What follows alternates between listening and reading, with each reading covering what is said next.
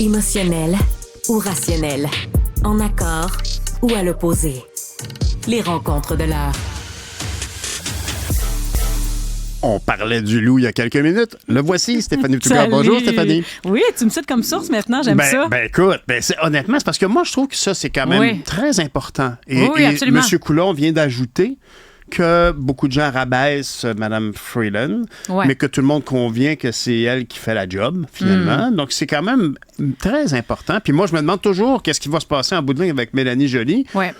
Parce que, elle fait quand même un travail intéressant, puis ils veulent surtout pas la démotiver parce que c'est une grande organisatrice de campagne électorale. Alors, ils ont besoin d'elle au niveau de la campagne. C'est une lieutenant pour le Québec quand même. Oui, il y a Pablo Rodriguez là, qui est lieutenant du Québec de manière très officielle, mais ça reste une ministre très influente au Québec, avec François-Philippe Champagne aussi. Mais donc, éventuellement, s'il y a du mouvement à Ottawa, et on me dit qu'il y aura du mouvement, peut-être cet après-midi, sinon demain. Voyons, Stéphanie! Oui, c'est ça. Ça, c'est excitant. C'est excitant pour les gens qui trippent sur la politique. Est-ce qu'il y a encore le nom de Mark Carney? Le nom de Mark Carney est encore dans le chapeau. On me dit qu'il y aura du mouvement. Il y a comme deux dossiers séparés à traiter. D'une part, là, il y a le dossier Chrystia Freeland, est-ce qu'elle reste aux finances? Mark Carney décidera-t-il de faire le saut? Et qu'adviendrait-il de Chrystia Freeland si elle allait, par exemple, aux affaires étrangères?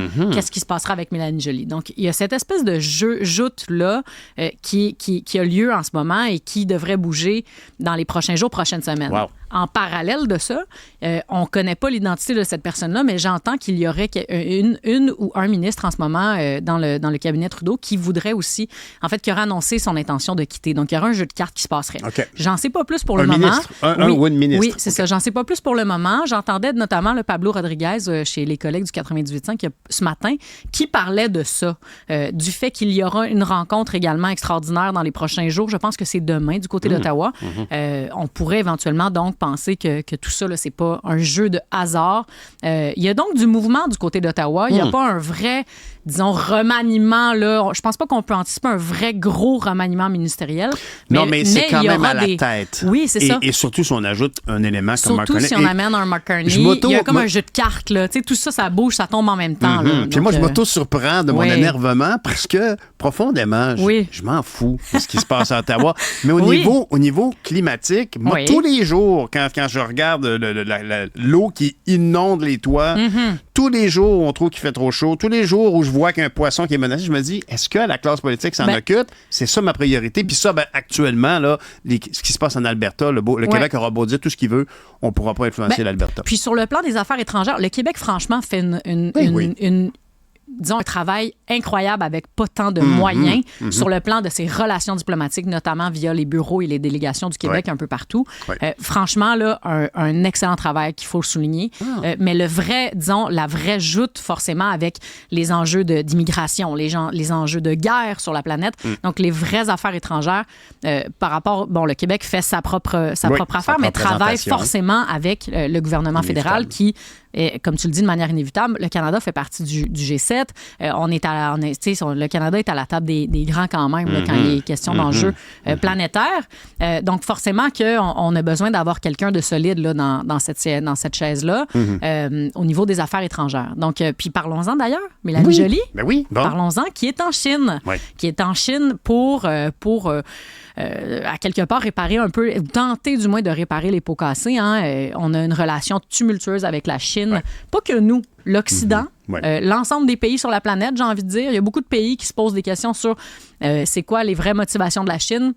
Est-ce qu'on peut vraiment les traiter comme un allié, comme un ami? Est-ce qu'on peut les traiter du moins, avoir au moins un minimum d'interaction diplomatique avec eux? Ça reste une super puissance économique. On n'a pas le choix de dealer en bon français avec eux. Mais nous, on a quand même des gros points d'interrogation avec la Chine. L'arrestation des deux Michael, par exemple, on les a détenus pour des motifs d'espionnage, alors que, bon, on sait bien que c'était des représailles par rapport à tout à fait, par rapport à la dame de Huawei. Donc, il y a comme un paquet d'enjeux dans nos relations diplomatiques avec la Chine qui doivent être traités. Mélanie Joly, donc, est dans cette démarche-là. Moi, le gros point d'interrogation par rapport au motif, disons, derrière cette mission-là, c'est Pourquoi maintenant? Pour moi, il y a un timing qu'on doit expliquer avec ce qui se passe au sud de notre frontière avec les États-Unis. Je pense vraiment que le Canada, on s'est longtemps caché derrière les États-Unis pour un paquet de choses, notamment quand on se dit, hey, il y a un Donald Trump qui va peut-être revenir, qui ne souhaite plus s'investir sur la politique étrangère, qui souhaite se désengager de l'OTAN, qui souhaite se désengager d'un certain nombre d'instances internationales. Peut-être qu'on n'a pas le choix d'en faire davantage et donc de tenter de réparer les pots cassés avec la Chine. Pour moi, le timing est vraiment important. Il doit être analysé. Je trouve que ça a beaucoup évolué, ça, parce que je me rappelle, on parlait avec Jocelyn Coulon tout à l'heure, je me rappelle de l'époque de Stéphane Dion où on parlait de la Chine, puis il y avait les droits de la personne, on parlait beaucoup des Ouïghours. Des Ouïghours, oui, tout à fait. On parlait de ça, mais aujourd'hui, je crois quand même représenter l'opinion générale. Ce qui m'inquiète le plus, c'est le fait qu'il fraye tant que ça avec Vladimir Poutine. Oui, l'ingérence aussi dans nos élections. Oui, tout à fait. Les postes de police clandestins à Montréal, à Longueuil, à Toronto, à Brossard, pardon. Oui. Donc, tu sais, il y a comme un certain nombre de choses qu'on sait que la Chine fait, mais parce que c'est un incontournable, peut-être qu'on le tolère un petit peu plus. Oui, parce que quel paradoxe. On est là, puis on fait la Chine, c'est un pays qui n'est pas fin, etc. Mais excuse-moi, mais je pense que 50 de ce que 75 de ce qu'on trouve dans un Dollarama vient de là. Ben oui. Et même des choses de prestige. Je regardais l'autre jour des roues d'alliage pour une voiture. Achetée au concessionnaire, la roue, elle est donc badgée, peu importe la marque, là, BMW, Porsche, Toyota, peu importe, elle est faite en Chine. Alors, ça a été l'atelier du monde et ça l'est encore. Puis je pense qu'on le savait. Mais la pandémie a certainement mis ça en lumière parce que tout d'un coup, en mer de Chine, là, il y avait des blocages importants. Il y avait tellement de bateaux, tout était au ralenti. Fait que l'import-export planétaire a été chamboulé. Puis on s'en remet à peine maintenant, 2, 3, 4 ans plus tard.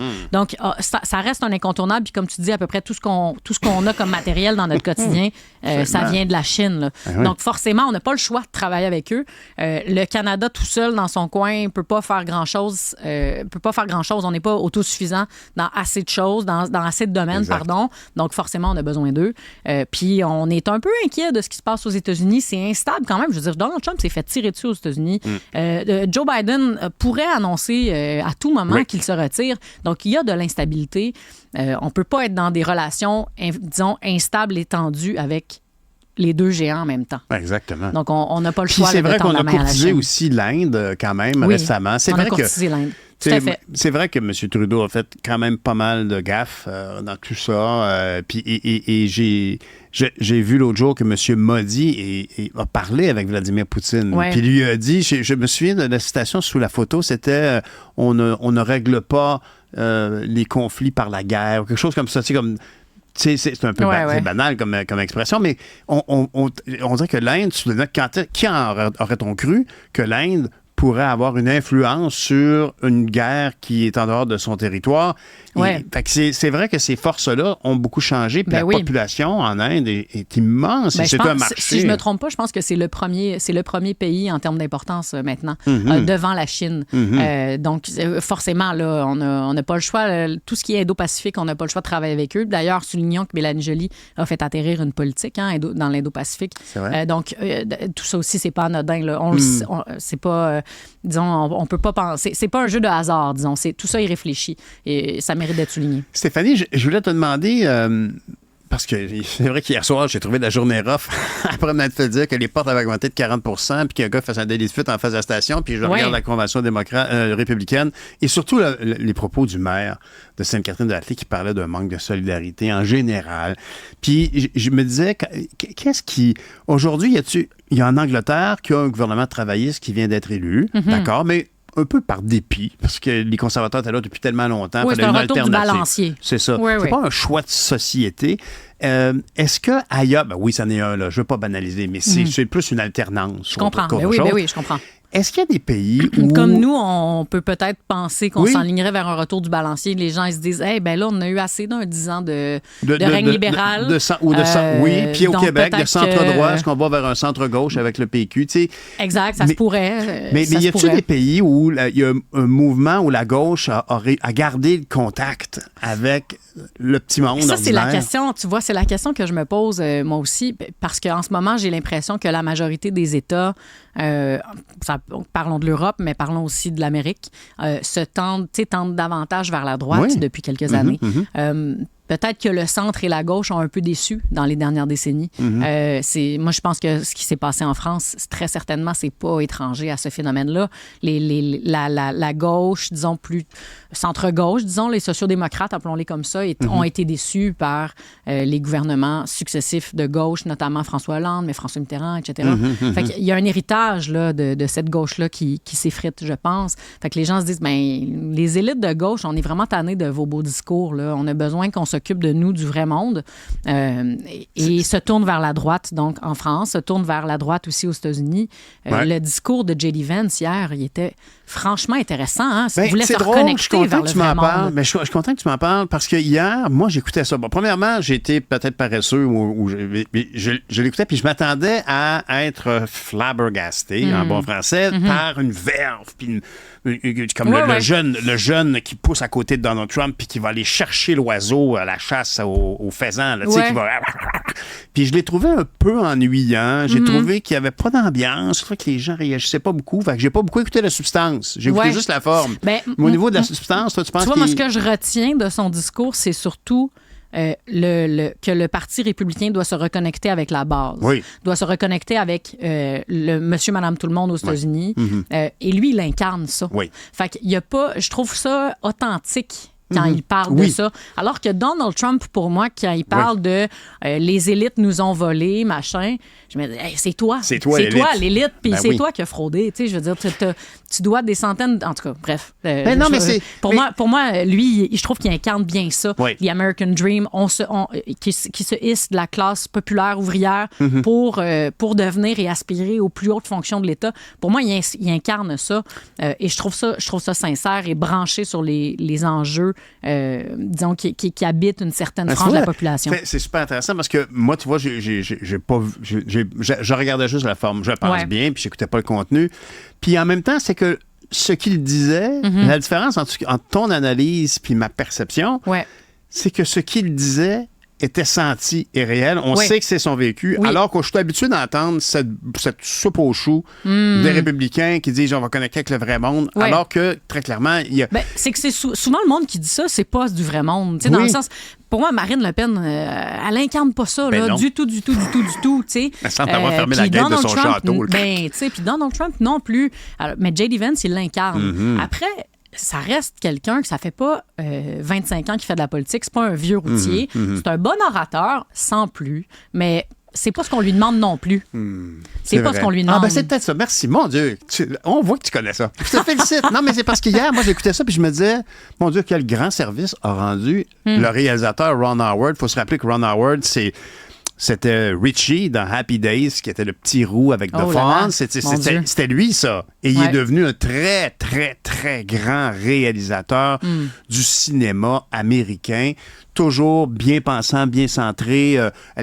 L'amour, le patriotisme américain est dans sa réalisation. Dans tous ses films, c'est ça qu'on sent. Même s'il raconte une histoire candide dans un petit village, c'est toujours très patriotique. Et là... je pense même l'avoir vu, ce film-là, Hillbilly Elegy. Je pense bien l'avoir vu. Ça m'étonne que je ne m'en rappelle pas, parce qu'habituellement, j'ai une bonne mémoire de ce que j'aime, puis je pense que Ron Howard est un très grand cinéaste. Il chérit... Je savais pas que... Donc, pour clarifier, le film dont tu parles, à la base, c'est un livre et c'est celui de J.D. Vance. Exactement. Mais j'ai pas lu le livre et honnêtement, je vais le lire. D'après moi, là, ça va devenir le top 1 sur Amazon, c'est sûr. C'est déjà le cas. Évidemment. Puis moi, je pense que... Ça m'étonne que je n'ai pas lu, que j'ai pas de mémoire de ce film-là, parce que je suis très client de ce mythe américain. Le mythe de la... Le patriotisme derrière ça, la fierté. Bats-toi, tu vas réussir. Puis en même temps, la justice, tu sais, pour moi, l'image de l'Amérique, des États-Unis, c'est ce genre d'histoire-là. C'est Ron Howard, c'est Bruce Springsteen, c'est Venus Williams. C'est toutes sortes de mondes, de figures qui sont hissées et qui ont tendu la main. Aussi pour aider le monde qui sont dans la misère et qui ne sont pas respectés au niveau démocratique. Je sais très bien Je suis un homme mature. Je sais très bien que l'arrière-scène est beaucoup moins poétique et bucolique. Mais ce gars-là, quand Ron Howard a pris son histoire pour en faire un film, mais quel coup de main! Incroyable. Moi, pour moi, là, honnêtement, là, j'ai l'impression qu'il y a comme, tu sais, dans les films de voitures de course... projeté devant la lumière. Ah, complètement. Là, le projet républicain, là, il y a comme dans Fast and Furious, sur le volant, il y a un piton pour mettre l'adrénaline dans le moteur. C'est fini. C'est parti. Oui. Ça se peut, écoute. Mais c'est sûr que ce genre de démarche-là... L'autre à côté, il y a la COVID. Oui. Aïe. Mais je trouvais ça frappant hier. Sur mon téléphone, j'ai reçu 2 alertes de suite. La première étant, Joe Biden ouvre la porte à retirer sa candidature si un médecin lui dit que sa santé ne lui permet plus. Je le paraphrase. Scénario peut-être? Ben, c'est parce que l'alerte suivante, c'est Joe Biden est atteint de COVID. Puis là, je me disais, wow, je veux dire. Fait que la nouvelle qui pensait est sortie juste avant. Oui, c'est ça. Fait que je trouvais que c'était presque. Mais moi, personnellement, je pense que c'est une bonne idée. Ben là, la pression, elle est immense. Hein? Je veux dire, on dit qu'elle est immense depuis des semaines, mais là, en ce moment, je trouve qu'elle est plus intense que jamais. Là, avant, on savait qu'à porte close, les gens lui disaient « Hey Joe, tu devrais peut-être te rétracter, tu devrais peut-être te retirer. » Mais là, je veux dire, des têtes fortes du Parti démocrate le disent à demi-mot publiquement, même très publiquement dans certains cas. C'est intenable. En tout cas, vivement un peu de coordination dans ce parti de bien intentionné, mais qui, de toute évidence, parfois manque les organisations des moments de se coordonner. Oui, absolument. Stéphanie Touga, merci beaucoup. Merci. À très bientôt, j'espère. À très bientôt.